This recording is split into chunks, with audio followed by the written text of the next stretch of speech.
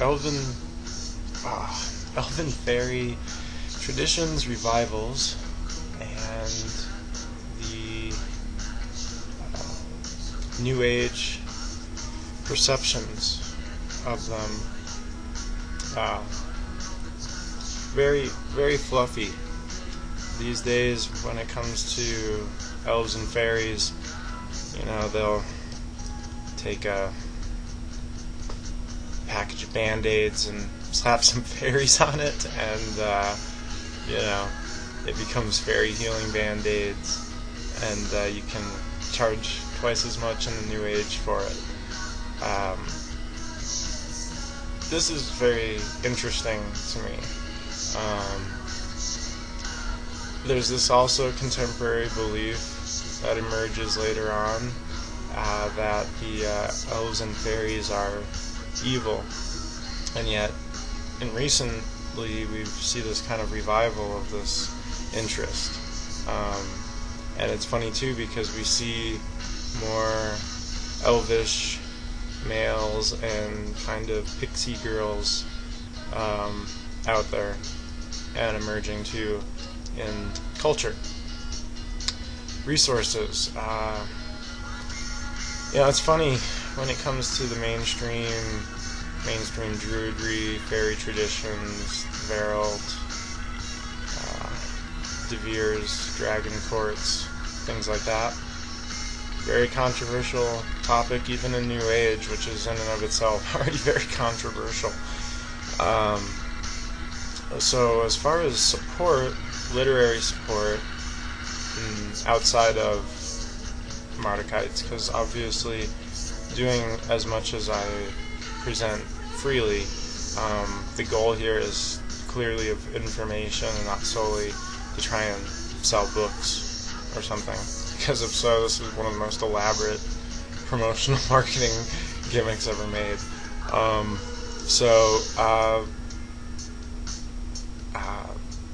John Matthews, which is a kind of a mainstream New Age druid, he seems to have kind of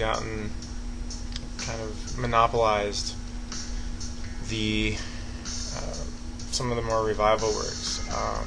Although most of the mainstream groups are in opposition to the Bardus mainframe, though they adopted pieces of it freely.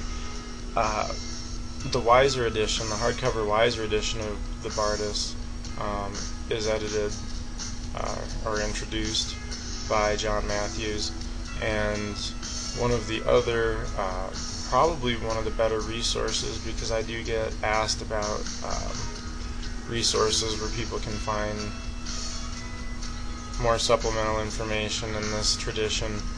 One of the very few that I've found that's published, that's available, that's been recently released under a new edition is Robert Kirk's The Secret Lives of Elves and Fairies, which, you know, actually I happen to be at the front of the right bookshelf here.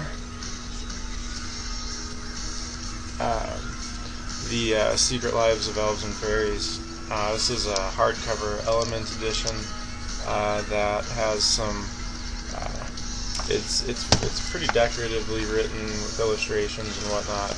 But as far as information or lore pertinent to this tradition, which is a very unique perception of the Elven-Ffayrie, contrary to this more fluffy idea that we have in the mainstream, that is a pretty decent resource.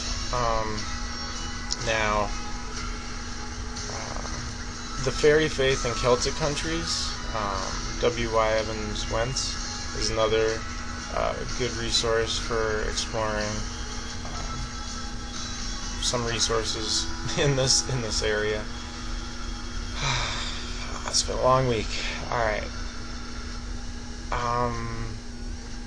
So it's controversial, closed-minded. Let's see, things to overcome regarding it. It's really difficult to take things for granted in guarding fairy and elven lore, like size, for example.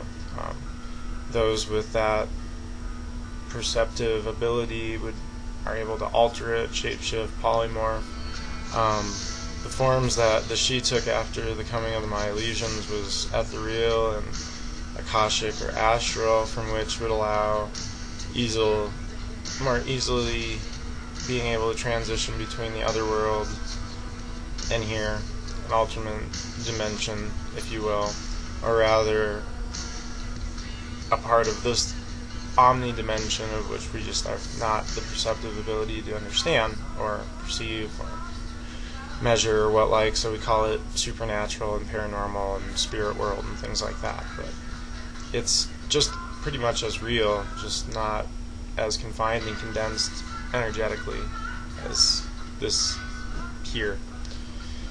Let's see.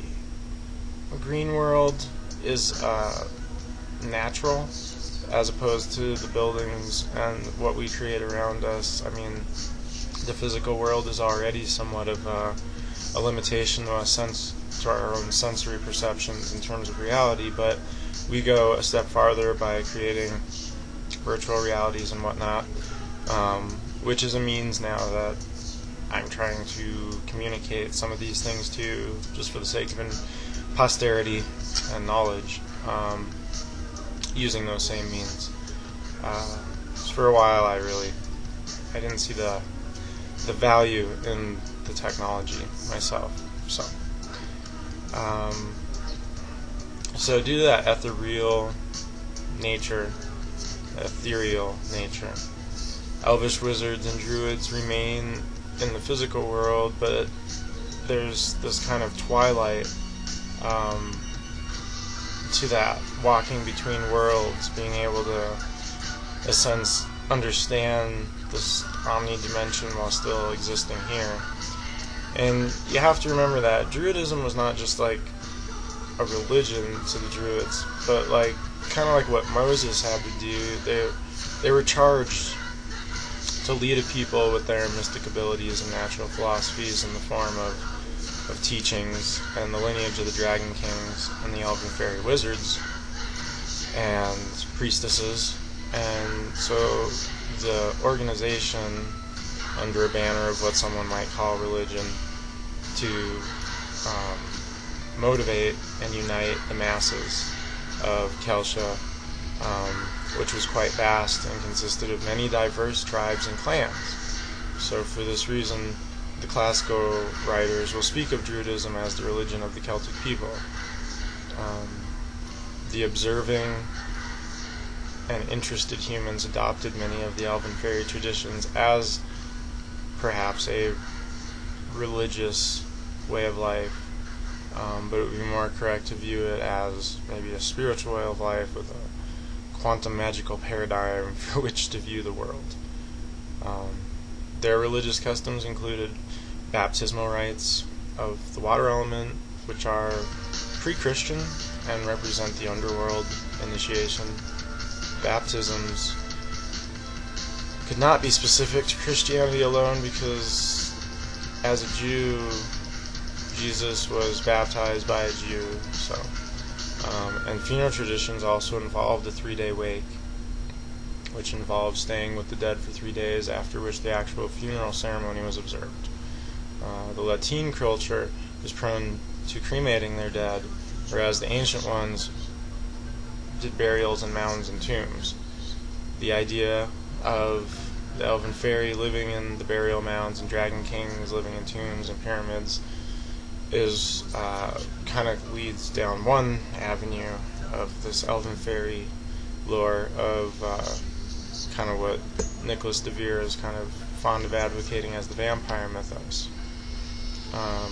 As for this tangent, I will leave the readers and viewers to pursue their own perception.